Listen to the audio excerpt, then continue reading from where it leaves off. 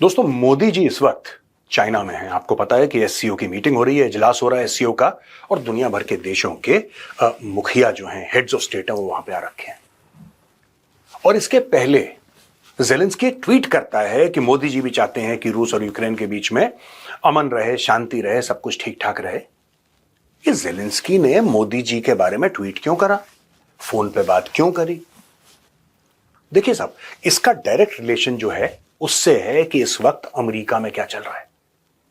US में federal court of appeals ये कहती है, और ये आप जानते हैं, लेकिन मैं एससीओ से डायरेक्टली इसको जोड़ रहा हूं और मैं आपको बताता हूं कि पूरी एक जो ग्रैंड स्ट्रैटेजी है वो क्या बन रही है।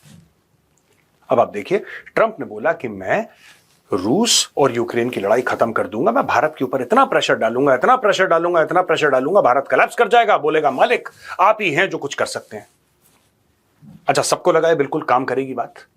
इसमें ऐसी कोई बात ही नहीं है जो काम ना करे, इसमें ऐसा कुछ है ही नहीं जो सक्सेसफुल ना हो। भाई, यूएस का जो मार्केट है वो तो एक मालपुए जैसा है।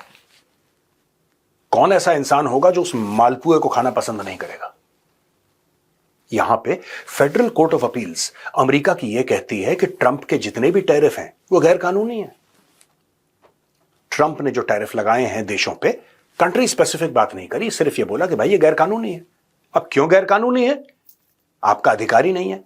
यूएस के राष्ट्रपति को यह अधिकार नहीं है कि किसी देश पर टैरिफ लगाए। यह अमेरिका का कानून कहता है, अमेरिका का संविधान कहता है। ट्रंप ने जवाब दिया कि नहीं साहब, क्या आपको पता है अगर मैं ये टैरिफ ना लगाऊं तो हमारा देश बर्बाद हो जाएगा और हम लोग नस्तनाबूद हो जाएंगे और हमारी हस्ती मिट जाएगी। ट्रंप की आदत है लंबी लंबी छोड़ने की।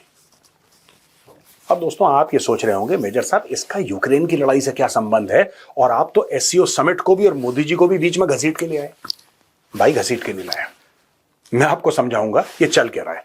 पहले मैं आपको थोड़ी सी बैकग्राउंड इंफॉर्मेशन देता हूं। ये देखिए साहब, 28 मई 2025 को एक 3 जज पैनल ने US court of international trade ने न्यूयॉर्क में यह बोला कि ट्रंप ने जो 1977 आईईपीए होता है, international emergency economic powers act, यह कानून है अमेरिका में, जिसके तहत ट्रंप ने टैरिफ लगाए। तो बोला साहब ये जो आपने टैरिफ लगाए इलीगल है, और उस कोर्ट ने परमानेंटली टैरिफ्स को ब्लॉक कर दिया था। आप सोचिए मैं क्या बोल रहा हूं, अभी समझिए ध्यान से। मई 2025 में the court permanently block tariffs but initially left them in place of pending appeal. बोला अच्छा ठीक है, अपील का हक है डोनाल्ड ट्रंप को। तो डोनाल्ड ट्रंप अपील के प्रोसेस में। अब वो जो अपील है, ये अपील ये थी जिसका फैसला आया 29 अगस्त 2025 को, जिसका मैंने हवाला शुरू में आपको दिया। ठीक है साहब, अब मामला जाएगा सुप्रीम कोर्ट, यानी कि लोअर कोर्ट ने बोला कि ट्रंप बिल्कुल गलत कर रहा है, ट्रंप के इख्तियार में नहीं है, उसके कंट्रोल में चीजें नहीं है, ये ट्रंप का हक नहीं है, ट्रंप ने गलत गैर कानूनी काम करा है। ट्रंप अपील करता है, जो अपील की कोर्ट है वो भी कहती है कि हां हम लोअर कोर्ट के फैसले को सपोर्ट करते हैं, ट्रंप ने गैर कानूनी काम करा। अब यह मामला गया है, 2 बार ट्रंप फेल हो गया, अब तीसरी बार गया है यह मामला सुप्रीम कोर्ट में, वहां पर सुनवाई होगी। दोस्तों, मैं आपको यह बात बताता चलूं कि जब पहली बार ट्रंप राष्ट्रपति बना था, ट्रंप ने यही काम करा था, लेकिन उस बार ट्रंप थोड़ा सा सेंसिबल हुआ करता था, और ट्रंप के एडवाइजर भी थोड़े सेंसिबल हुआ करते थे। अब ये चेले चपाटे दरबारी जो इसने पाल लिए ना इस बार, जो कहते हैं हां माई बाप जी मालिक, ट्रंप के पहले एडमिनिस्ट्रेशन में ऐसे लोग नहीं थे। सीरियस लोग थे, प्रोफेशनल्स थे, जो उसको सही सलाह देते थे। इसीलिए ट्रंप ने किसी को रिपीट नहीं करा, सबको निकाल दिया। ट्रंप ने बोला कि नहीं, मुझे तो खानदानी दरबान चाहिए, मुझे खानदानी दरबान चाहिए, जो जैसे ही मुझे देखें बोले जिल्ले लाई आ रहे हैं, बस ये चाहिए मुझे, और मुझे कुछ नहीं चाहिए। अब दोस्तों इसको देखिए, अपने पहले टर्म में ट्रंप ने सेक्शन 232 1962 ट्रेड एक्सपेंशन एक्ट का इस्तेमाल करके सेक्शन 301 1974 ट्रेड एक्ट को इंपोज करके टैरिफ लगाए, टैरिफ लगा दिए कांग्रेस से बिना पूछे। कांग्रेस ने ऑब्जेक्ट करा, लेकिन कांग्रेस ने ट्रंप को रोका नहीं। ऑब्जेक्ट करा, रोका नहीं ट्रंप को। दूसरे टर्म में उसने आईईपीए, जिसकी मैंने बातचीत करी थी, इंटरनेशनल इमरजेंसी इकोनॉमिक पावर, यानी उसने बोला इमरजेंसी हो गई है, अगर मैं ये टैरिफ नहीं लगाऊंगा अमेरिका डूबा। कल डूबा, आज डूबा, अभी डूबा। ये सारी की सारी उसने चीजें कह दी। अब दोस्तों इस पे केसबाजी हो गई है। आज की तारीख में मैं आपको बताता हूं, ट्रंप का यह कहना है कि अमेरिका ने इतना कर्ज ले लिया, इतना कर्ज ले लिया, इतना कर्ज ले लिया कि अगर ट्रंप ये टैरिफबाजी ना करे, ये टैरिफ की गुंडागर्दी दुनिया में ना करे, तो अमेरिका डूब जाएगा। अब मैं आपको बताता हूं अमेरिका के कर्ज का क्या हाल है। दोस्तों अमेरिका का जो टोटल कर्ज है दैट इज 36.92 ट्रिलियन। 36.92, आप ये लगा लीजिए लगभग 37 ट्रिलियन डॉलर है, लगभग 37 खरब डॉलर। 37 खरब डॉलर। ये कर्जा अमेरिका वापस कैसे करेगा? चाहे डोमेस्टिक हो, चाहे बॉन्ड्स बेच के हो, चाहे इंटरनेशनल हो, कैसे भी अमेरिका ये वापस कैसे करेगा? ट्रंप ने एक दो तरीके निकाले। पहले बोला कि मैं तेल निकालूंगा जमीन से, डिग बेबी डिग, पता ही आपको। अब उसको ऐसा लग रहा है कि भाई रूस से तेल नहीं खरीदेगा, मजबूरन फिर हमसे तेल खरीदेगा, फिर हम वहां से पैसा कमाएंगे। ये सब इसने इलेक्शन अपनी प्रोमिसेस लंबी चौड़ी छोड़ रखी है।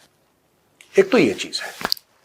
दूसरी चीज है कि टैरिफ लगाऊंगा, इतने टैरिफ लगाऊंगा, इतने टैरिफ लगाऊंगा, लोग मजबूर हो जाएंगे, मेरे पास पैसा आ जाएगा। इसने अपने लोगों को यह बात नहीं बताई कि tariff is an import tax. और ये पूरी मैगा की जो क्राउड है ना, मेक अमेरिका ग्रेट अगेन, इन बेवकूफों को आज भी लगता है कि टैरिफ अमेरिका देगा या भारत देगा। क्यों देगा भाई? सिंपल सी बात है। क्या मोदी जी अमेरिका के अंदर टैक्स लगा सकते हैं? नहीं लगा सकते। उसी प्रकार से ट्रंप जो है, क्या वो भारत के अंदर टैक्स लगा सकते हैं? नहीं लगा सकते। ट्रंप अमेरिका पे टैक्स लगाएगा, मोदी जी भारत पे टैक्स लगाएंगे। तो ट्रंप ने अमेरिका के ऊपर टैक्स लगा दिया। Tariff is an import tax. ये सिंपल सा वन लाइन स्टेटमेंट है जो कि अमेरिकन को अब समझ में आ रहा है जब हर चीज की कीमत बढ़ रही है। Anyway, back to the main argument that I was trying to make. Argument क्या है दोस्तों? आर्ग्यूमेंट ये है कि जेलेंस्की कॉल करता है और जेलेंस्की ये कहता है कि मोदी जी जरा कुछ करिए। फिर इमेजेस आती हैं, मोदी जी और पुतिन एक ही गाड़ी में बैठ के जा रहे हैं, एक दूसरे के गले मिल रहे हैं, हाथ मिला रहे हैं और फिर बड़ी गर्मजोशी से बातें हो रही हैं। मैं आपको एक बात बताता हूं, जेलेंस्की ने करा क्यों। ये जो पूरी कहानी है ना, ये जेलेंस्की पे आ रही है। जेलेंस्की को बड़ी उम्मीद थी कि ट्रंप चाबी लगाएगा, चूड़ियां कसेगा और रूस की चीखें निकलेंगी। उसको बड़ी उम्मीद थी कि पुतिन आएगा एंकरेज अलास्का में और पुतिन थर-थर कांपेगा। यहां पे तो ऐसा लग रहा था कि ट्रंप के लिए एक फैन बॉय मूवमेंट है। पुतिन सामने आ गया, वो तो खुशी का इजहार करता। बिल्कुल उसने पूरा वो 3-4 घंटे का जो समेट निकाला, you are here, you are here, great, excellent, fantastic, यही कहता रहा वो तो। और ट्रंप जो है वो खो कर आया है अलास्का में और मालपुआ लेके भाग गया पुतिन। अब जेलेंस्की को लगा कि भारत के ऊपर जब इतना ज्यादा इंपैक्ट आएगा टैरिफ का तो भारत की चीखें निकलेंगी और भारत बोलेगा ठीक है, बड़ी अनाउंसमेंट करेगा भारत की, ठीक है यार हमारा ये टैरिफ लगने वाला है 50% टैरिफ, इससे तो हम लोग बर्बाद हो जाएंगे, कल से भारत एक बूंद तेल नहीं खरीदेगा रूस से। ऐसा तो हुआ नहीं। भारत ने बोला ये तो गलत है, हमें जो करना है हम करेंगे, बाय बाय टाटा। अब दोस्तों जब ये सारी की सारी बातें हुई ना, इसमें फंस गया जेलेंस्की।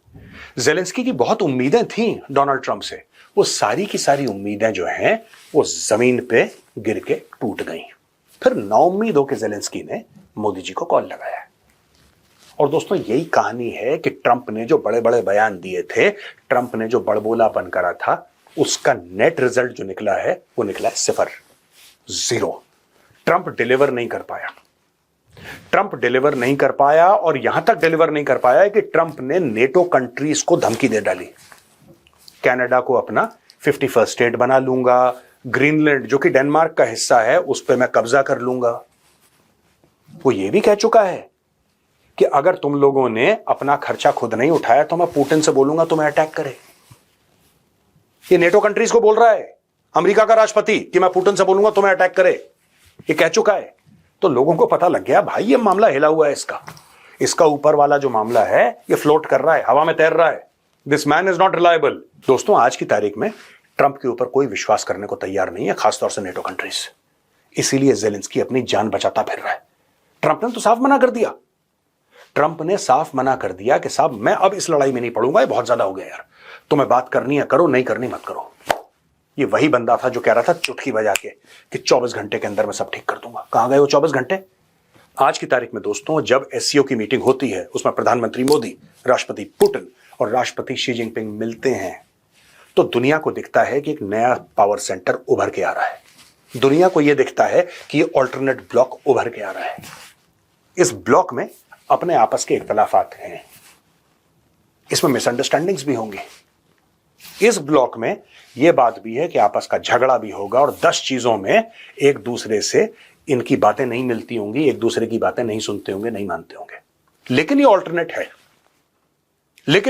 है, दोस्तों। इसके बारे में मैं डिटेल में डिस्कस करूंगा, जो आज शाम को आप देखेंगे तो चाणक्य डायलॉग्स। इसमें सबसे खतरनाक बात आपको पता है क्या है? सबसे खतरनाक बात यह है कि ये जो एससीओ का समिट है, इसके जो मेंबर्स हैं, इसमें और ब्रिक्स में कई मेंबर्स कॉमन हैं, जैसे कि रशिया, इंडिया और चाइना। ये एससीओ के भी मेंबर्स हैं और ये परमानेंट मेंबर्स ब्रिक्स के भी हैं। पूरी दुनिया का धीरे धीरे शेप बदल रहा है, जियोपॉलिटिक्स का शेप बदल रहा है। और ज़ेलेंस्की वहां पे कीव में बैठे बैठे ये सारी चीजें देख रहा है और उसको ये पता है कि ट्रंप से तो मुझे कुछ नहीं मिला, हो सकता है मोदी जी कुछ ना कुछ मुझे दे दें।